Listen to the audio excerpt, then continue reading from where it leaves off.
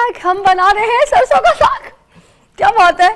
हाँ और हमारे पास मक्खन भी आ गया, मक्खन, देसी घी, बिल्कुल वाह। सरसों का साग देसी। आज का जो बेसिकली सेगमेंट रखने का जो मकसद है वो हमारा ये है कि हमारी जो न्यू जनरेशन है, बच्चियां हैं, उन्हें साग सबसे पहले तो बनाना नहीं आता। वो जिस तरह से पालक बनाते हैं वो उसी तरह से जो है ना वो साग को जो है वो देख रही होती हैं, बना रही होती हैं। तो सबसे पहले तो ये है कि साग को बनाना कैसे आपने, अच्छा। ठीक है, साग होता कैसे।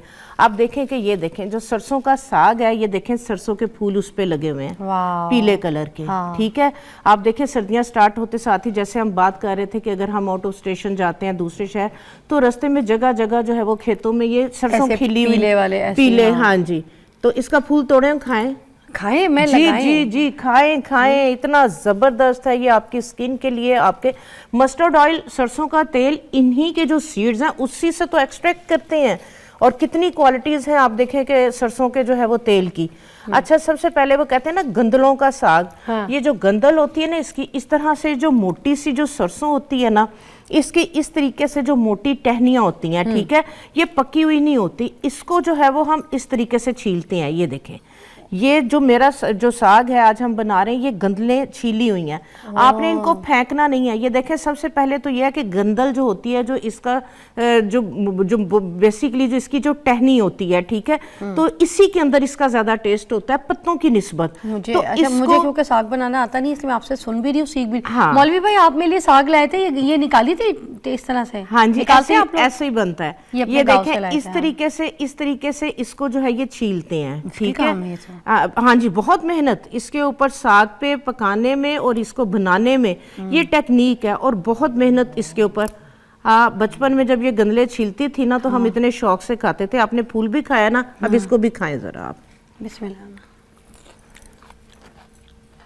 कितनी मजे की है, हरा प्याज का जैसा टेस्ट है। हाँ जी, हरा प्याज ठीक है। इस तरह से इसकी गंदलों को फेंकना नहीं है। जो इसकी मोटी टहनियां, पालक की तो आप लोग उतार के फेंक देते हैं ना, इसकी अगर आपने फेंक दी तो आपने जो साग का असल टेस्ट है वो आपने जाया कर दिया। इस तरह से जो है वो हम सारे साग को बनाते हैं। और उसके बाद इसके अंदर कोई भी अगर इस तरह से पीला पत्ता आ जाए, इसको आपने निकालना है, ये आपके टेस्ट को खराब करेगा। ये देखें, ये पीला पत्ता है, इसको जो है वो आपने निकालना है, ठीक है। ये देखिए कितनी सॉफ्ट है, ठीक है।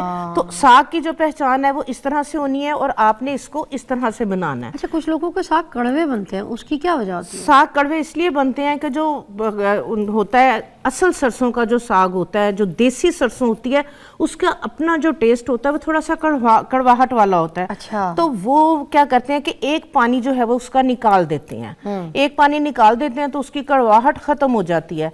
लेकिन मैं अगर देसी सरसों भी आ जाए, मैंने देसी सरसों ही बनाई हुई है, मैंने इसका पानी बिल्कुल भी नहीं निकाला है। मैंने इसको मैनेज कैसे किया है ये मैं आपको बताऊंगी। अगर आपने पानी निकाल दिया, इसका एक बॉयल निकाल दिया, आपने इसकी सारी प्रॉपर्टीज, इसकी सारी क्वालिटीज को जाया कर दिया, आपने ड्रेन कर दिया, ठीक है। ये इस तरीके से, हाँ जी, ये दे दें, छुरी भी दे दें, छुरी भी दे दें। ये देखें, इस तरीके से जो है ये गंदले हैं, इसको हमने छील दिया। ये देखें कितनी सॉफ्ट हो गई हैं, ठीक है। इस तरह से ये सारी गंदले छील के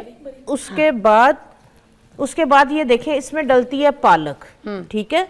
पालक की जो अगर मोटी टहनियां होती हैं उसको हम उतार देते हैं, वो हम यूज नहीं करते, ठीक है। जैसे पकी हुई टहनियां होती हैं पालक के, हम ज्यादा पत्ते यूज करते हैं, ठीक है। मोटी टहनी नहीं यूज करते। पालक की हम जो सॉफ्ट टहनियाँ होती हैं, सॉफ्ट पत्ते होते हैं, ग्रीन पत्ते होते हैं, हम उन्हें यूज़ करते हैं, ठीक है। ये साग को बनाने की जो सही तरीक़ाकार है, अगर अच्छा टेस्ट आप चाह रहे हैं तो आपने इसको जो बनाना जिस तरीके से है, जैसे मैं बता रही हूँ, इस तरीके से पीला पत्ता आएगा, आपने इसको निकाल देना। ये आपके टेस्ट को जो है ये ख़राब करेगा। अच्छा। इसके बाद ये देखें हमने जो है वो साग और पालक डालेंगे ना, फूल भी मैं डाल लेती हूँ, फूल आप डालें, फूलों से बल्कि खुशबू, हाँ जी, ये देखिए खुशबू आती है, उसकी साग की खुशबू इसमें से आती है। अगर हमने 1 किलो साग लिया है तो उसके अंदर तकरीबन मुट्ठी भर के पालक लेंगे। अब जैसे मेरे पास 5 किलो साग था, 5 किलो साग में मैंने 2 किलो पालक डाली है और एक जो है वो गट्ठी इसके अंदर जो है ये बाथू की, बाथू इसको कहते हैं, इस तरह से पत्ते हैं। ये जोड़ों की दर्दों के लिए बहुत अच्छा है। अच्छा। इसके अंदर भी रिच आयरन है, ठीक है। और दूसरे नंबर पे ये जो साग है इसको घुलाने में कि बिल्कुल जो घोटना होता है ये डालेंगे, जो आ जाता है, जी। अच्छा। साग इसके साथ घुटेगा बहुत अच्छा, और क्योंकि आयरन है, और इसके साथ हजम बहुत अच्छे से तो होगा। बाथू के जो ये डंडियां आ रही हैं जैसे ये भी पत्ते काटती डालते हैं? हैं, नहीं नहीं, बाथू के जो है वो हमने क्या करना है, सिर्फ हमने बाथू के इस तरह से पत्ते उतारने हैं, और इसकी जो नीचे की नरम कॉम्पल है इसको लेना है। पुदीने की तरह? हाँ जी, पुदीने की तरह से बनाना है। इसकी जो ये मोटी वाली टहनियाँ है ये गलती नहीं है, तो आपने सॉफ्ट पत्ते और इसकी जो नरम कॉम्पले हैं वो आपने बाथू की इस तरह से उतारनी, ये आपने लाजमी डालना है। और ये एक मुट्ठी भर के जो है वो 5 किलो कितनी के अंदर, पालक और कितनी बाथू होनी चाहिए अंदाज़न? 5 किलो अगर साग है उसमें मैंने 2 किलो पालक यूज की है, और एक गुट्ठी सपोज जो है ये तकरीबन ½ kg की भी नहीं है, 1 पाव के करीब बाथू। और बहुत ज्यादा पालक डालने, टेस्ट भी देगा एक्चुअली। जी जी, पालक का टेस्ट एक बैलेंस हो जाएगा ना, जो आप कहते हैं कि कड़वा, तो वो फिर कड़वा नहीं होगा। ठीक है, ये लहसुन आपका देसी था तो मैंने कटवा लिया है। ये देखें कितनी जबरदस्त चीज है ये। मैं हाँ रोज जी। आज आपको सामने भी खा रही हूँ। अच्छा, ये बहुत ज़रूरी है, ये एंटी एजिंग है जो फिज़ा ने आपको रेमेडी बताई है। ये जो लोग जवान रहना चाहते हैं, सर्दियों के अंदर जोड़ों वगैरह की दर्दें हैं, तो आप देसी जो लहसुन के हैं 3 से 4 बारीक बारीक चॉप करें, और उसको आप खा के ऊपर से जो है वो आप नीम गर्म पानी पी लें। ये आप अगर जो है वो कर लेते हैं तो ये आपके बुढ़ापे को रोकेगा। एंटी एजिंग प्रॉपर्टीज़ हैं इसके अंदर। अच्छा, अब हमने इसको जो है वो कच्ची हांडी के अंदर इसका अच्छा टेस्ट बनता है। ठीक है, आप कच्ची हांडी नहीं, आप किसी भी हांडी में बना सकते हैं। ठीक है, हमने क्या किया है, साग को अच्छे से धोना है, 5-7 पानियों में धोना है। इसमें मिट्टी होती है, ठीक है, इसमें रेत के जर्रे होते हैं, तो इसको धोना आपने बहुत ज्यादा जो है वो। काटने के बाद पहले भी धोती हूँ मैं, और काटने के बाद भी धोती हूँ। अच्छा। ठीक है, ये हमारा धुला हुआ साग है, बना हुआ।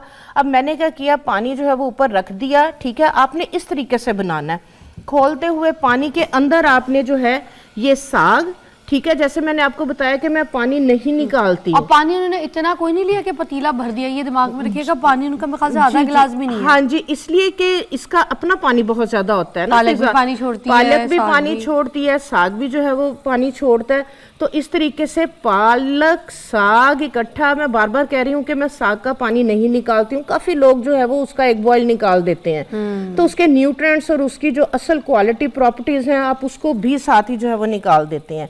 ठीक है, साथ ही जो है, जो हमने ये देखें बाथू इस तरीके से बनाया था, बारीक बारीक काट लिया, बाथू भी हम साथ ही डाल देंगे। ठीक है, और उसके बाद हरी मिर्च, मैं लाल मिर्च यूज नहीं करती हूँ साग के अंदर। अच्छा, क्यों? ठीक है, उससे वो टेस्ट, जो एक साग का अपना एक जो फ्लेवर है, टेस्ट है, वो खत्म हो जाता है। हरी मिर्च के अंदर मैं आपको खिलाऊंगी, मेरा हरी मिर्च के अंदर बना हुआ साग है, बहुत मजे का जो है ये इसका टेस्ट है। ठीक है, तो हरी मिर्च इसको चाहे चॉप कर ले, चाहे बारीक बारीक काट ले, ये आपने साथ ही डाल देनी है सारी चीजें। ठीक है, बाथू, पालक, साग, और साथ ही आपने इसके अंदर जो है वो नमक भी ऐड कर देना। ठीक है, नमक आपने ज्यादा नहीं डालना, ताकि जो है अगर ज्यादा हो जाएगा बड़ा मसला होता है, थोड़ा सा कम डालना है। उसमें ये है कि जो साग है नमक साथ ही डाल देंगे, एक तो रच जाएगा और दूसरे नंबर पे साग बहुत अच्छे से गलेगा। ठीक है, इसको आपने जो है वो दम दे के हल्की सी आंच के ऊपर आपने हिलाना जुलाना कुछ भी नहीं है इसको। इसने अभी सारे ने जो है वो बिल्कुल सॉफ्ट होके ये इतना सा हो जाएगा।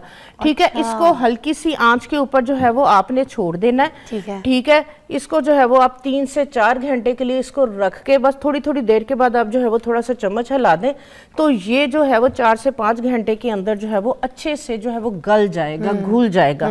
ठीक है, तो हमने इसको इस तरीके से जो है ये पका लिया, इसको जो है वो साफ कर दें। अब हमने इसका तड़का किस तरीके से लगाना है, ये ले बाजे।